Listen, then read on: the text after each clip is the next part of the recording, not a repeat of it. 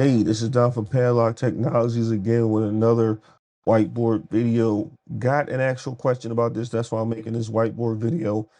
I will do a lab on this as well, but the question was basically the theory of this particular technique, and I'm just going to do it here. Hopefully, this answers this question.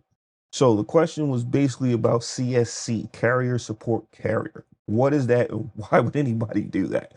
All right, so this is for anybody that is in the service provider space, or anybody that talks to service providers, or anybody that's a consultant, or anybody that's going for service provider written or lab, whatever. Right now, if you're an enterprise person, it's still good to know this because in the real world, you're the network engineer. And unfortunately, everybody thinks when you say network engineer, you know everything networking in every domain. So it's good. It's good to have this in your back pocket, maybe impress some people or something like that with your network knowledge. But so CSC is carrier support carrier.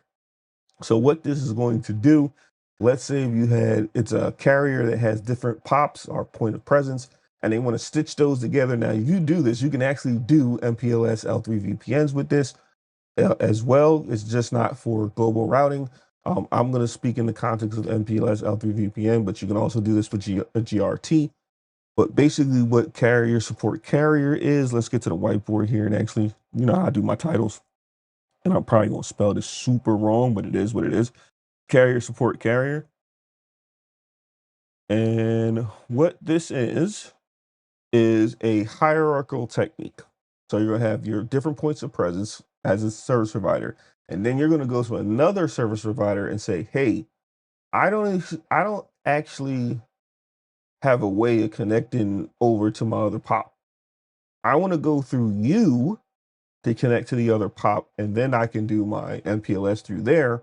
And you're going to support me as the carrier. Case in point, carrier support carrier. So what would happen is you'd have the top carrier up here. So let's just say this is the CSC carrier, right? And then you're going to have, let's say you have a pop here.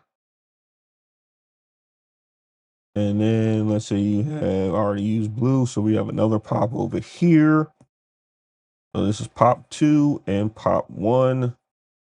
And then we're going to hook in there, right? Now, we're going to have our connections here. Now, these routers are not going to be PEs per se, right? So these are going to be, this one is just going to be a normal router, right? Now, what you're going to do, these are normal routers, normal.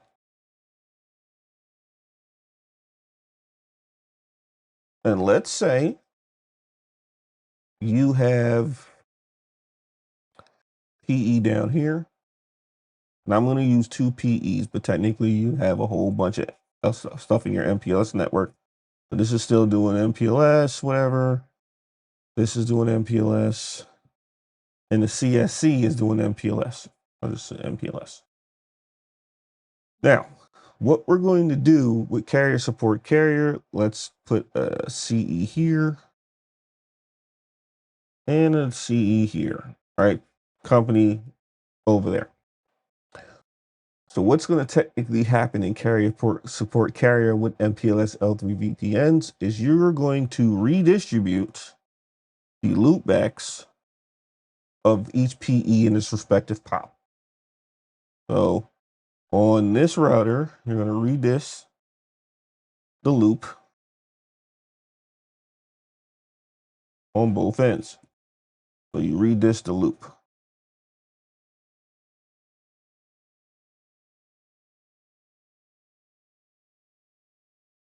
Loop back. I know I just spelled redistribute super wrong, right? Now, what you're going to do is remember I told you in another MPLS video that there are 4 ways to generate a label. For review, it is LDP, there's RSVP, there is segment routing, and then there's BGP. So the special thing that you're going to do here is this is segmented LSPs again.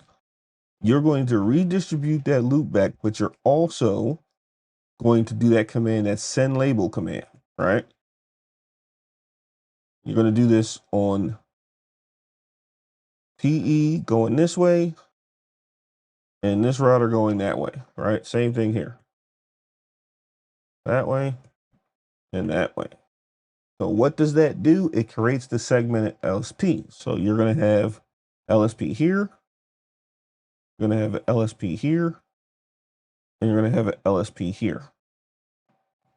Now the difference though is this network in the service provider is going to also be running its own MPLS like L3 VPN style stuff, right? So it's going to separate your internal routes from its global routing table. So the global routing table in the carrier network or the carrier support carrier network is not going to be able to see your internal PE routes or the loopbacks because it's going to be in its own separate VRF. So here, right in this area is going to be a VRF for your VRF here.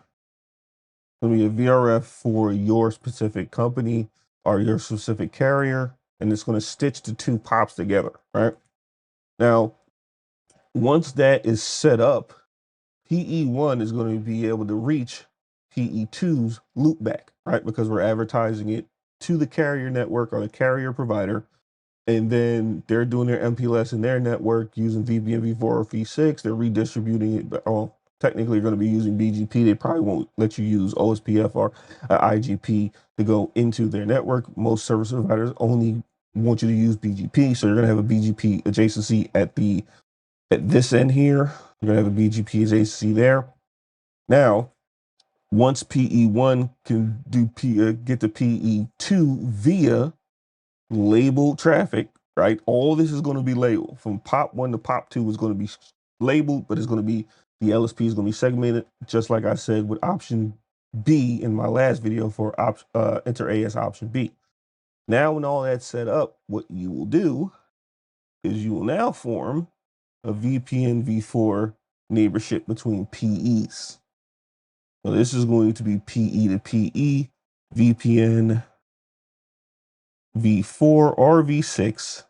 And now you have an MPLS L3 VPN that stitches these two networks together. So this network here and this network here can now talk to each other. Now, if they're using the same ASN, then you know what you have to do. Either AS override or allow ASN, right? AS override on the PE side, allow ASN on the CE side. But now these two networks can talk to each other. What's going to happen? The same segment LSP when you do a trace route. So you'll see the MPLS label from this PE to here, and you'll see another MPLS, another segment LSP between these two PEs here, or routers there. Then you'll see another MPLS label here. Then when it gets out to the green, you'll see an MPLS label here. And then when you get to the POP 2, you'll see MPLS switching all the way to the next PE. And that's what carrier support carrier is. Now, if you had another POP somewhere up here, POP 3, and that was connected in, you are pretty much doing the same thing.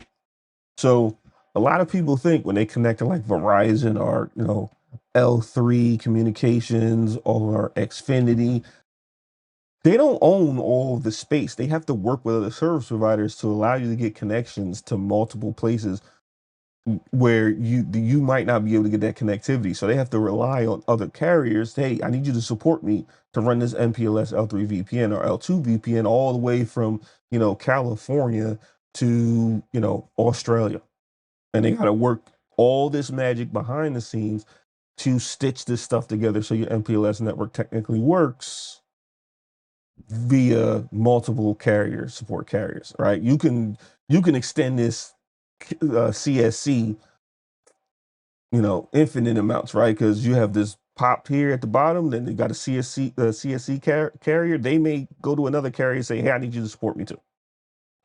But this is what carrier support carrier is in a nutshell. It's just another way to connect, different points of presence together via a uh, what do I want to call this? A liaison between the two pops, right? Or four pops, five pops, whatever, right? It's just that underlay network or a transport between the pops. That's a better term. It's a transport between the pops that allows this connectivity for you to form your MPLS L3 VPNs or your global routing if you want to do that in different points of presence that are not directly connected to each other, stuff like that.